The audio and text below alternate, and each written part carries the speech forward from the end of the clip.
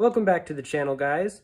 Today I got for you some rare vintage Craftsman ratchets, as well as some rebuild kits that are really hard to find. So I'll talk a little bit about the history, what exactly these guys are, when they were made. So starting with the butterfly selector ratchet. This is a 15-inch long handle butterfly selector ratchet. You can see it's got the chrome anvil on there, so it's an earlier made model. But these guys were originally available in 1959 to about approximately 1966. And the butterfly selector ratchets were the first style of ratchets that Craftsman offered in this 15-inch long handle style. Now I mentioned this has got a chrome anvil. The Craftsman butterfly selector ratchets started out with a chrome anvil, but then they switched to a black oxide anvil at some point during production.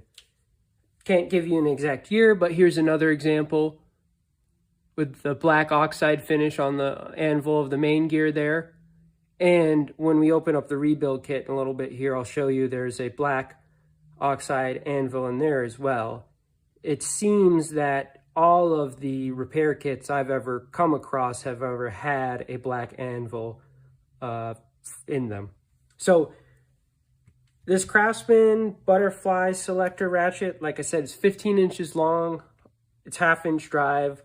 I'll give you an example. This is a standard 1/2-inch drive butterfly selector ratchet.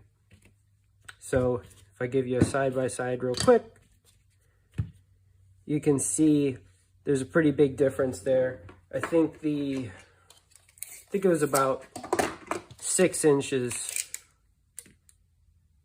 about 5 inches actually. So the long handle ratchet was about 5 inches longer than the standard 1/2-inch drive ratchet that they offered. And we'll take a look at this rebuild kit. The rebuild kit is really hard to find. So you can see this is the original box it came in. You can see on there Sears, sold for $1.89 at the time. And they're really hard to find, these guys. And the early ones were the only ones that came with the butterfly selector. So a lot of the older style rebuild kits came with the hourglass or a different shape style selector. And you can see this one looks brand new. It appears no one had ever used this rebuild kit. So like I said, it's very hard to find these rebuild kits with the original butterfly selector in them. You can see it came with a new faceplate, a new replacement gear, and again, this one's black oxide finish. This one is for a 3/8-inch drive ratchet. You got the main gear with the anvil, you got the pawl, faceplate, and then you got a little package here with the detent ball, the springs, and all the circlips, to the retaining clips to hold everything in place. So it came with a couple different clips, a couple different springs, one detent ball. So anyways, like I said, these rebuild kits are really hard to find. So I'm just going to keep this in my personal collection. I think it's cool to have an original kit with the box and an unused butterfly style selector. So that's the butterfly selector ratchet. Like I said, this was the first one that they made in the 15-inch long handle length. What came next was the intermediate style ratchet without a quick release. So this is a flex head version, obviously. This has a black oxide finish on the anvil. Now they did make a non-flex head version in the 15-inch length, just like the butterfly selector ratchet I showed you. Now this was pre-1969, so you can see the pointed A on the Craftsman logo instead of a rounded A, which I'll show you a little bit later. But these style ratchets were offered from 1967 to 1969. And if you look in the catalog screenshot here, you can see item number 3, same as above, but without quick release. So this was a relatively short run ratchet. The flex head versions are very hard to find. There's a 1/2 inch drive and a 3/8 inch drive. Of course, the other hard to find item is the 1/2 inch drive, 15 inch long handle ratchet with this intermediate style. The other interesting thing about this flex head ratchet is you can see it's got an hourglass selector. So normally the intermediate ratchets had what looked like more of a quick release style selector lever. So here's another example of a intermediate family ratchet for you. You can see the pointed A and the Craftsman, the square raised panel compared to the rounded raised panels on earlier ratchets. Black oxide anvil gives it away that it's a intermediate ratchet. But the selector lever, as you see, looks identical to what was on the quick release ratchets. Now I point that out because on the flex head ratchet, you can see it's got the hourglass shape. So with the flex head intermediate ratchets, that's the first family where, for whatever reason, Craftsman used a different style selector lever on the flex head ratchets. If you ever see a butterfly selector flex head ratchet, it actually has a butterfly selector on it.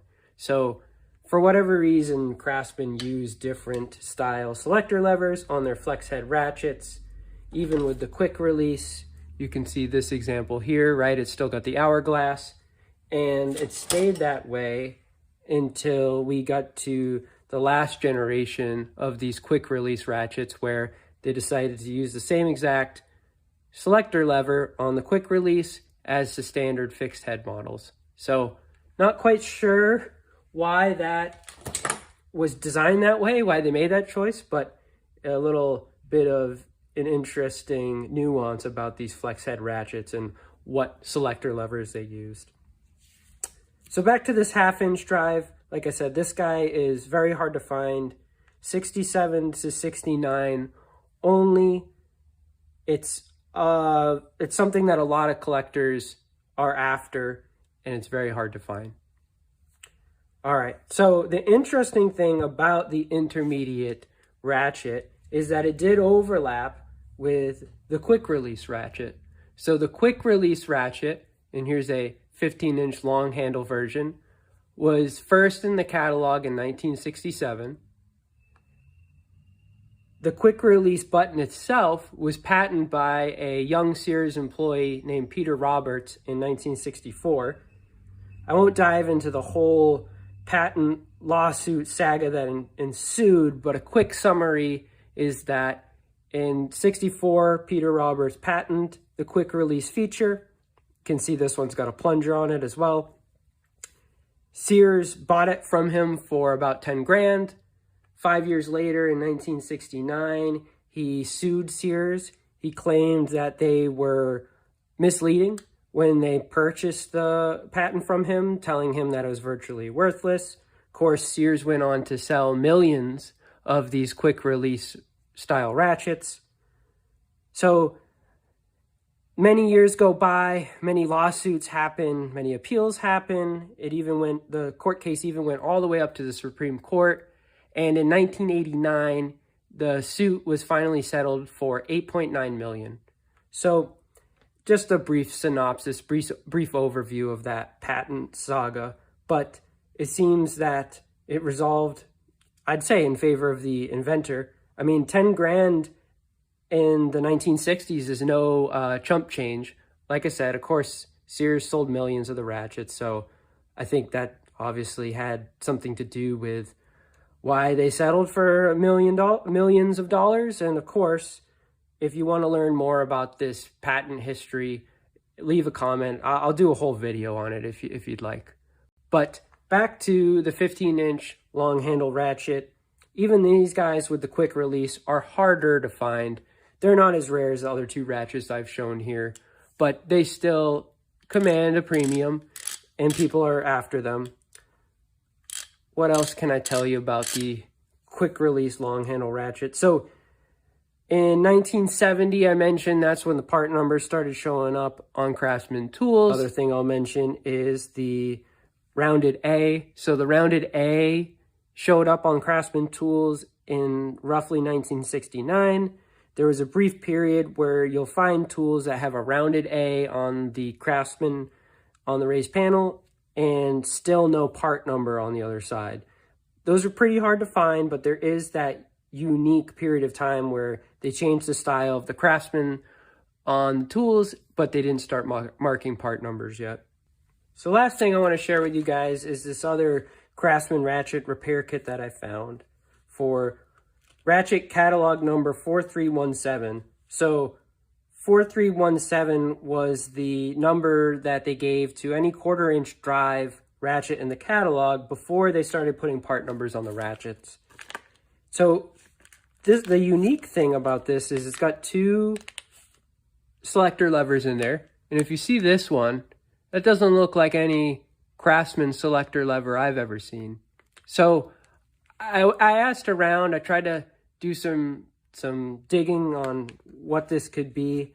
If you look up a Napa ratchet from the 1970s, that actually has a very similar selector lever. So there's one school of thought that says, you know, the same OEM was making these parts for both Craftsman and Eastco. So this was just kind of the wrong selector lever that got put in the wrong kit.